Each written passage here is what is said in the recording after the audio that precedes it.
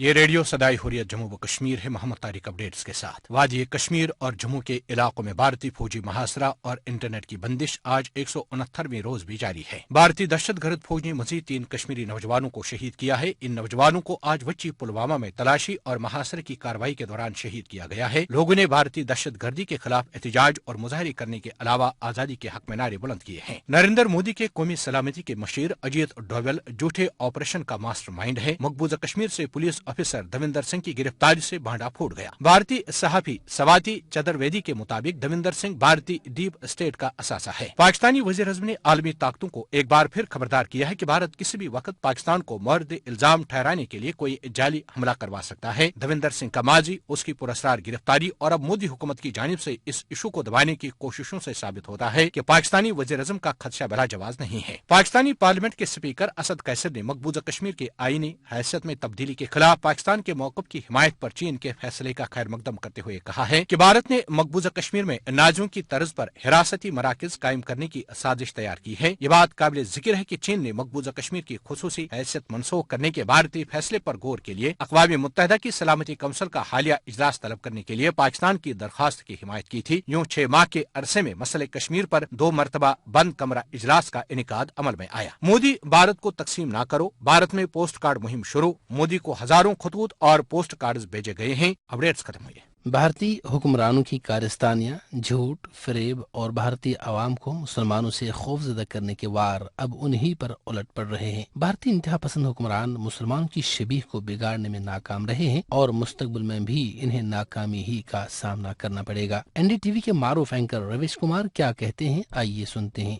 میں آپ کو بتا رہا ہوں 10 سال بعد یہ دیش ہر سیکنڈ مجھے یاد کرے گا۔ جس پیشے سے میں روزی روٹی کماتا ہوں، میں کھڑا ہو کر بول رہا تھا، مجھے تکلیف ہوتی ہے بہت زیادہ بولنے میں، لیکن اس طرح اشارے پر جو اینکر لوگ اور جو بیورو چیف جو ہیں گھوم رہے ہیں، جو ایجنڈا پلانٹ کر رہے ہیں نا منٹ پہ، لوگ یہاں پردرشن کرنے چلے ہیں تو اچانک آپ خبر پلانٹ کر رہے ہیں کہ ISI کا اٹیک ہونے والا ہے۔ کر کیا رہے تھے آپ پھر اتنے دنوں سے؟ وہ جامعہ نام سے اس کو مسلمان بنا کے اس کا فوٹو چلا رہے ٹی وی میں۔